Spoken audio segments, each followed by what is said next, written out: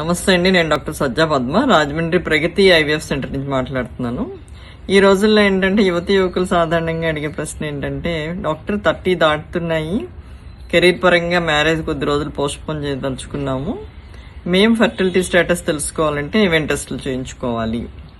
చాలా మంచి ప్రశ్న అండి ఇది. ఏంటంటే 30 దాటుతున్నప్పుడు ఏంటంటే ఫర్టిలిటీ స్టేటస్ తెలుసుకోవాలంటే యువతుల్లో ముఖ్యంగా అల్ట్రాసౌండ్ ఎగ్జామినేషన్ అనేది చాలా మంచి ఇన్ఫర్మేషన్ ఇస్తుందండి. గర్భసంచి యొక్క సైజు, దానిలో ఏమన్నా ఫైబ్రాయిడ్ వంటి సమస్యలు ఉన్నాయా అనేది, నెక్స్ట్ గర్భసంచి పక్కన ఉండే అండాశయాల సిస్ట్లు ఏమన్నా ఉన్నాయా, ఇటువంటి వాటి గురించి మంచి అవగాహన ఇచ్చే టెస్ట్ అండి అల్ట్రాసౌండ్ ఎగ్జామినేషన్.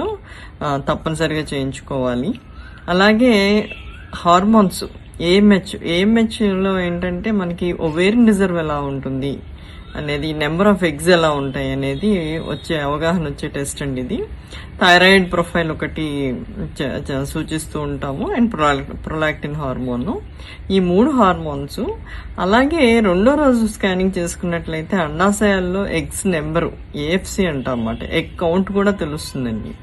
సో అల్ట్రాసౌండ్ ప్రధానము, నెక్స్ట్ హార్మోన్స్, అలాగే జనరల్ హెల్త్ సంబంధించి హిమోగ్లోబిన్ ఎలా ఉంది, నెక్స్ట్ బ్లడ్ ప్రెషర్ ఎలా ఉంది, నెక్స్ట్ డయాబెటిక్ ప్రొఫైల్ అంటే షుగర్ ప్రొఫైల్ ఎలా ఉంది, ఇవి కూడా ముఖ్యమైన పరీక్షలేనండి. ఇవి చేయించుకోవచ్చు ఫర్టిలిటీ స్టేటస్ గురించి.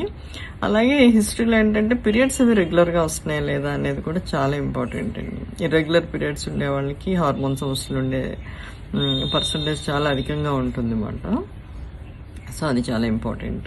ఇంకా పురుషుల విషయంకి వచ్చేసరికి డెఫినెట్గా హెల్త్ చెకప్తో పాటు వారికి ఏంటంటే సెమెన్ అనాలిసిస్ అని ఉంటుందండి. సెమెన్ అనాలిసిస్లో మనకి ఈ స్పెర్మటో క్వాలిటీ, క్వాంటిటీ 2 తెలుస్తాయి కాబట్టి అది ముఖ్యమైన టెస్ట్ వాళ్ళకి. Thank you.